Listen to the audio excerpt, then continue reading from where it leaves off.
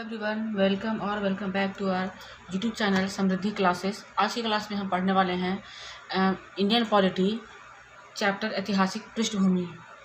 ये जो चैप्टर है वो आपको सभी एग्ज़ाम में काम देंगे, like UPSC, state PCS, railway, SSC, banking, 10th 12th graduation, सभी में आपको ये बहुत ही बेनिफिशियल होगा आपके लिए। और ये आपके पास हैंड रिटन नोट्स से आपको मैं डिस्कस कराऊंगी, मेन पॉइंट को समझाऊंगी कि इसमें क्या मेन पॉइंट है, क्या आपको याद रखना है, ठीक है। और आप चाहें तो इसका स्क्रीनशॉट लेके आप भी नोट्स बना सकते हैं। तो चलिए वीडियो को स्टार्ट करते हैं। सबसे पहले है कंपनी का शासन।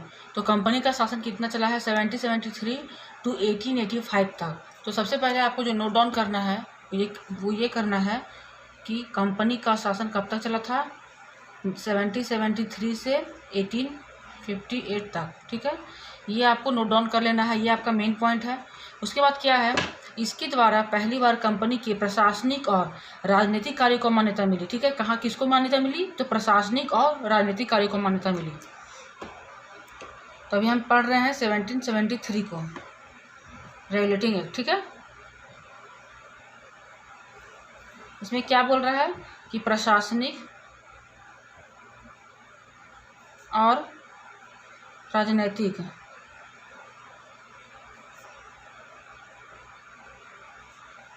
कार्यों को मान्यता मिली पहली बार। मतलब इसका मतलब ये है कि इससे पहले इसका ये अधिकार नहीं दिया गया था, ठीक है। पहली बार, फर्स्ट टाइम, ठीक है।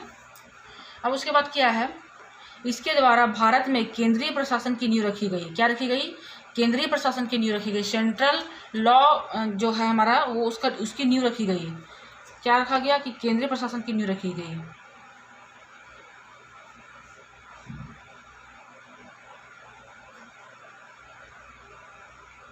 केंद्रीय प्रशासन की नींव रखी गई। अधिनियम की विशेषता क्या है, बंगाल के गवर्नर को बंगाल का गवर्नर जनरल बनाया गया। क्या किया गया, बंगाल के गवर्नर को बंगाल का गवर्नर जनरल बना दिया गया एवं उसकी सहायता के लिए 4 सदस्यीय कार्यकारी परिषद का गठन किया गया। पहले गवर्नर लॉर्ड वॉरेन हेस्टिंग थे। इसमें आपको ऐसे शॉर्ट नोट बनाना है कि बंगाल के गवर्नर को बंगाल का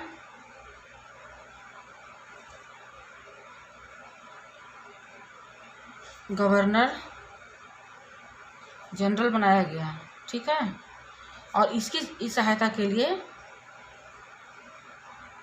क्या किया गया, कितना किया गया, देखिए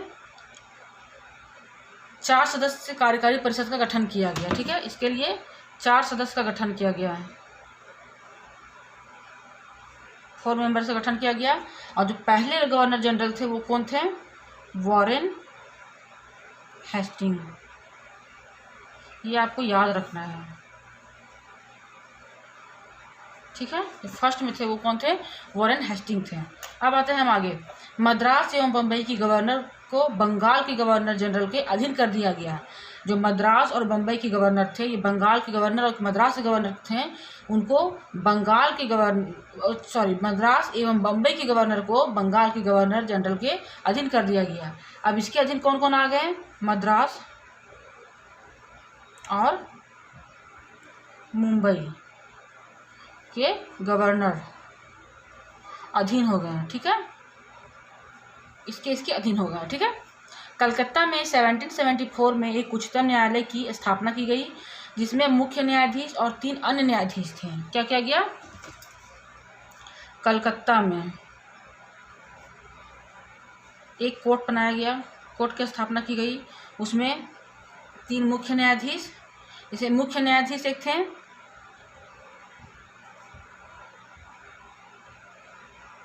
और 3 अन्य न्यायाधीश, ठीक है। कंपनी के कर्मचारियों को निजी व्यापार करने और भारतीयों से उपहार व रिश्वत लेने के रोक लगा दिया गया। जो कंपनी के जो काम करते थे, वर्कर थे, उनको निजी व्यापार मतलब अपने से अपना व्यापार स्टार्ट करने के लिए मना किया गया कि वो जो अपना पर्सनल बिजनेस नहीं कर सकते हैं और भारतीयों से उपहार व रिश्वत नहीं ले सकते हैं। तो किनको मना किया गया? कंपनी के कर्मचारियों को।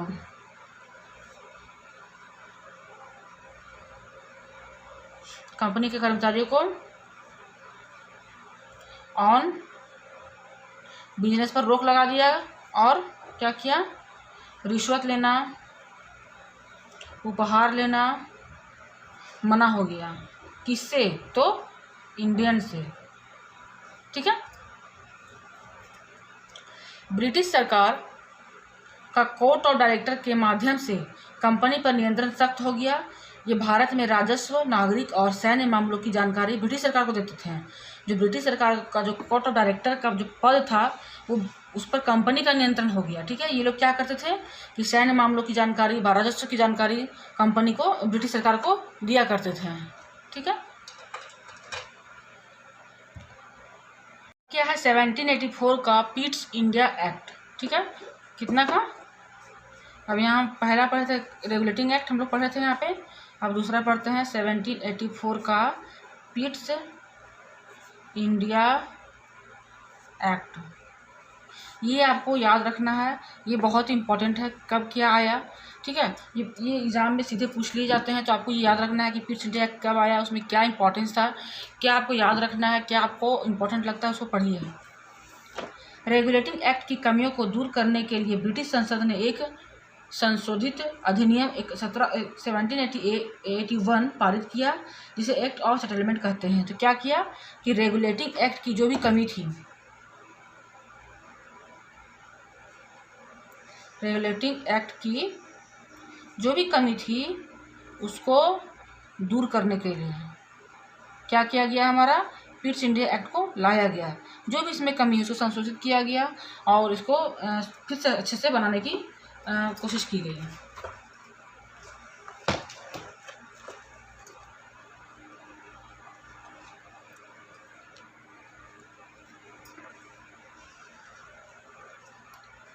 अब इस अधिनियम की विशेषता क्या है?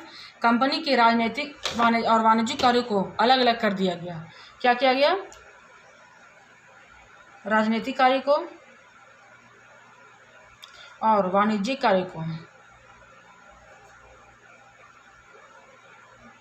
अलग अलग कर दिया गया। मतलब एक ही द्वैत शासन लागू कर दिया गया। ठीक है। द्वैत शासन लाया गया।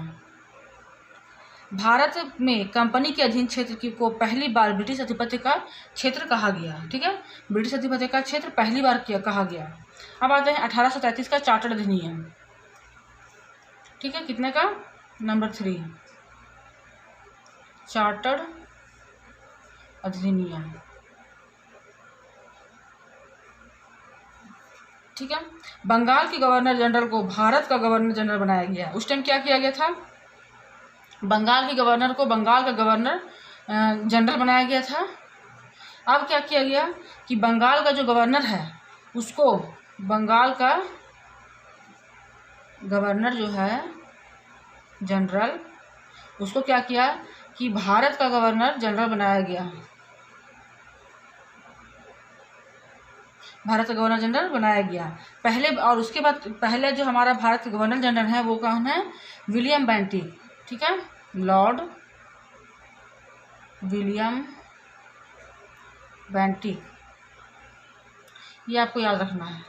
पहले बनाए गए कानून को नियामक कानून और नए बनाए गए कानून को एक्ट कहा गया। पहले का जो क्या था, पहले जो बना था उसको नियामक कानून, और अब बना जो मतलब जो हाल में बनाया गया नया कानून बनाया गया उसको एक्ट कहा गया, अधिनियम कहा गया। ठीक है। 1833 में सिविल सेवकों के चयन के लिए खुली प्रतियोगिता का आयोजन किया गया, लेकिन कोर्ट ऑफ डायरेक्टर के विरोध के कारण से समाप्त कर दिया गया। जो हमारा civil service, UPSC, state PCS जो भी एग्जाम था उसके लिए खुली प्रतियोगिता का आयोजन करना था, लेकिन जो कोर्ट ऑफ डायरेक्टर थे उनके विरोध के कारण वो चीज़ समाप्त कर दिया गया। ठीक है। अब आते हैं 1853 का चार्टर अधिनियम एक्ट। 1853 का चार्टर अधिनियम एक्ट नंबर 4 1853। इसने पहली बार गवर्नर जनरल की परिषद के विधायी एवं प्रशासनिक कार्य को अलग कर दिया गया। क्या किया, विधायी और प्रशासनिक कार्य को अलग कर दिया है। ठीक है, यहाँ तक क्लियर है।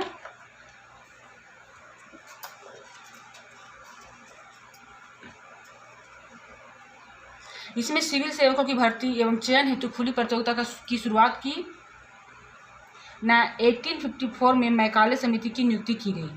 इसमें पहली बार गवर्नर जनरल की परिषद में 6 नए सदस्यों को में से 4 का चुनाव बंगाल, मद्रास, बम्बई और आगरा की स्थानीय प्रांतीय सरकारों द्वारा किया जाना था। ये आपका बहुत इंपॉर्टेंट है, इसको आपको याद रखना है। अब आते हैं ताज का शासन कब से कब तक, 1858 to 1947 तक। 1858 का भारत शासन अधिनियम भारत के शासन को अच्छा बनाने वाला अधिनियम कहा जाता है। किसको कहा जाता है, 1858 को भारत के शासन को अच्छा बनाने वाला अधिनियम।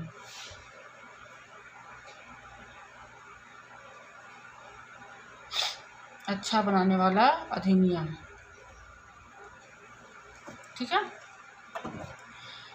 भारत का शासन सीधे महारानी विक्टोरिया के हाथ में चला गया। किसके हाथ में चला गया, तो महारानी विक्टोरिया के हाथ में चला गया। गवर्नर जनरल का पद नाम बदलकर भारत का वायसराय रख दिया गया। यहाँ पे इंपॉर्टेंट ये है कि गवर्नर जनरल का पद नाम बदल दिया गया और क्या हो गया, अब वायसराय आने लगा। ठीक है, लॉर्ड कैनिंग भारत के प्रथम वायसराय थे। ये आपको अच्छे से याद रखना है। भारत में द्वैध शासन समाप्त किया गया। ठीक है, इधर लागू किया गया था, इसमें समाप्त किया गया था। 1858 के कानून का प्रमुख उद्देश्य प्रशासनिक मशीनरी में सुधार करना था। इसका काम ही था कि लॉ को सुधार करना, जो भी गड़बड़ी हुआ है उसको ठीक करना। इसीलिए यहाँ पे सारा कुछ बदलाव देखा जा रहा है।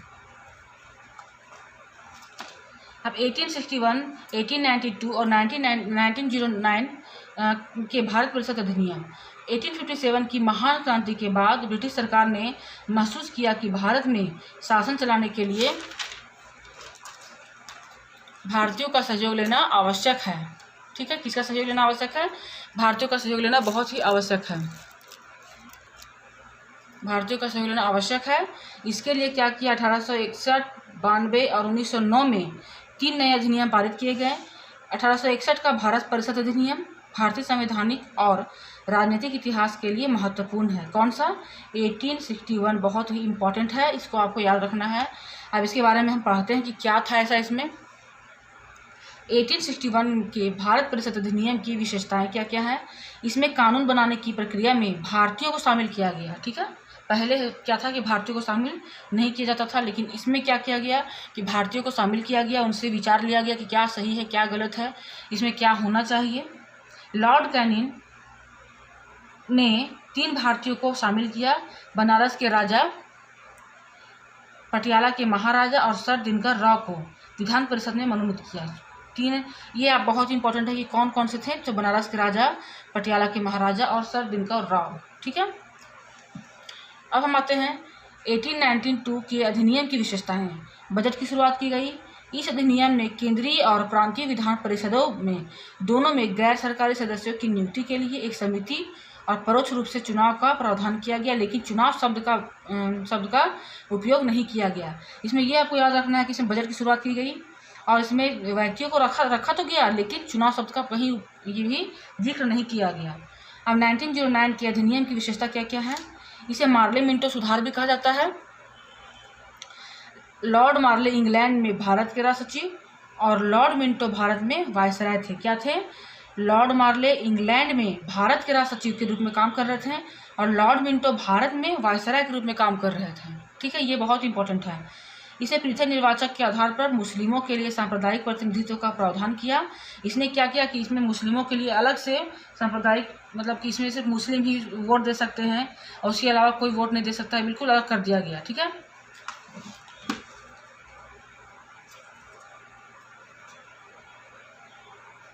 लॉर्ड मिंटो को सांप्रदायिक निर्वाचन के जनक के रूप में जाना जाता है। यह आपका इंपॉर्टेंट है यहाँ से। ठीक है, भारत शासन अधिनियम 1919 में भारत शासन अधिनियम बनाया गया, जो 1921 में लागू हुआ। कब लागू हुआ, तो 1921 में लागू हुआ। इस कानून को माउंटेन चैम्सफोर्ड सुधार भी कहा जाता है। क्या कहा जाता है? माउंटेन चैम्सफोर्ड सुधार। माउंटेन भारत के राष्ट्रदूत थे और चैम्सफोर्ड भारत के वायसराय थे। ये लाइन आपका बहुत इंपॉर्टेंट है, इसको आप याद रखिएगा। द्विसदनीय व्यवस्था, राज्यसभा और लोकसभा, इसी से पहला जिक्र हुआ है राज्यसभा और लोकसभा। लंदन में भारत के आयुक्त के कार्यालय का सृजन किया गया। लोक सेवा आयोग का गठन किया गया। 1926 में सिविल सेवकों की भर्ती के लिए केंद्रीय लोक सेवा आयोग का गठन किया गया। कब किया गया? 1926 में सिविल सेवकों की भर्ती के लिए केंद्रीय लोक सेवा आयोग का गठन किया गया, जो यूपीएससी के नाम से जाना जाता है। पहली बार केंद्रीय बजट को राज्यों के बजट से अलग कर दिया गया। मतलब ये कि सभी राज्य का अपना अपना बजट होगा, वो लोग खुद बनाएंगे अपना बजट। ठीक है, आप खुद ही विधानसभा में अपना बजट स्वयं लाएंगे।